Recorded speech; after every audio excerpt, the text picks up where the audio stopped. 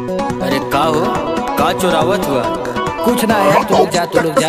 अरे जान सकेला हमहू का चोरावत हुआ पिछवा से। कुल जानल तो आज जरूरी है। अरे अब तब बोल दा कि चिड़ई हाथे से निकल जाए तब बोलबा। हाँ यार, हाई स्कूल तो निपट गल, अब इंटर में आ गए धपर के बोल के ही मानब। प्यार बचपन के होई हमार, इंटर में चली गई रानी। कबो ना कहली उनका से दिल के अपन कहानी।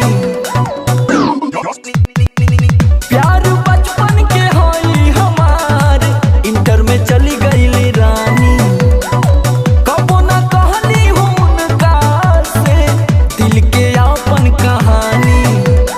कोचिंग के बहरा करनी इंतजार, मनवा मचल जाला के दीदार। कबो कैंटीन में कबो लाइब्रेरी में,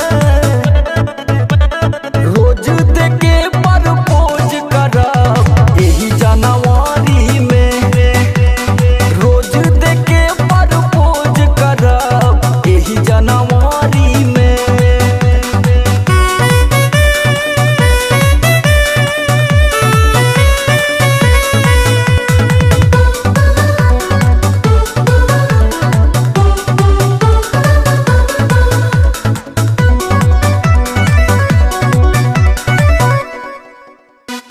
हिम्मत जुटौले बानी, मन के मनौले बानी, धीरे से उनके बताइब हो।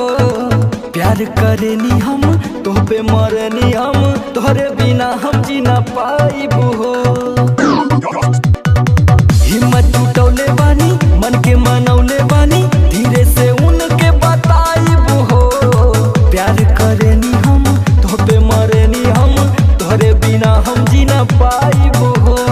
कइले हमार प्रपोजल स्वीकार, बदम बाबा के चढ़ाई जेवनार। एगो चैन बनवाई चार भरी में, रोज देके प्रपोज करब एही जनवरी में। रोज देके प्रपोज करब एही जनवरी में।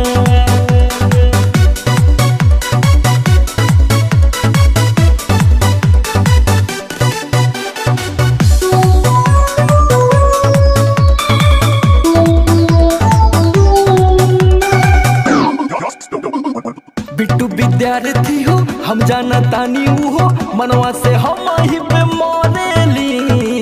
भले ना भाव देली, भले ना चाव देली, हमरे से प्यार बाकी करेली। बिट्टू विद्यार्थी हो, हम जाना तानी हो, मनवा से हम ही पे मरेली।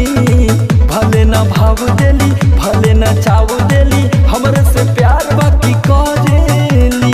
बाती के खुलासा भइल एक बार, हमसे बतौले रहने समर ये डियार। अपना सखी से कहत के बेरी में, रोज देके प्रपोज करब एही जनवरी में। रोज देके प्रपोज करब एही जनवरी में। I love you.